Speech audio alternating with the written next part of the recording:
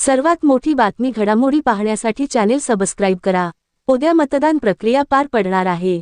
बऱ्याच ठिकाणी युती म्हणूनही लढले जात आहे। बदलापूर नगरपरिषद निवडणुकीकडे सर्वांच्या नजरा लागल्या आहेत। बहुचर्चित बदलापूर नगरपरिषद निवडणूक होताना दिसतंय।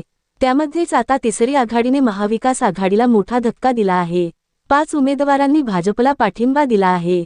कोळगाव बदलापूर नगरपालिकेत महाविकास आघाडीमधील शिवसेना ठाकरे गटाच्या चिन्हावर निवडणूक लढत असलेल्या तिसरी आघाडी या संस्थेच्या 7 उमेदवारांनी भाजपाला दिला पाठिंबा दिला आहे। ऐन निवडणुकीत या संस्थेने महाविकास आघाडीला पाठिंबा दिला होता। मात्र संस्थेकडे निवडणूक चिन्ह नसल्याने ठाकरे गटाच्या मशाल चिन्हावर निवडणूक लढवित होते। अचानक कविता सकट, वैभव सदाफुले, मंगेश इंगळे, रुपेश साळवी, प्रफुल्ल कांबळे या 5 उमेदवारांनी भाजपला पाठिंबा दिला आहे। 5ही जण हे शिवसेना उद्धव बाळासाहेब ठाकरे पक्षाचे कार्यकर्ते नसून त्यांच्यात तिसरी आघाडी होती। त्यामुळे या संस्थेकडे चिन्ह नसल्याने आम्ही त्यांना मशाल चिन्ह दिले होते।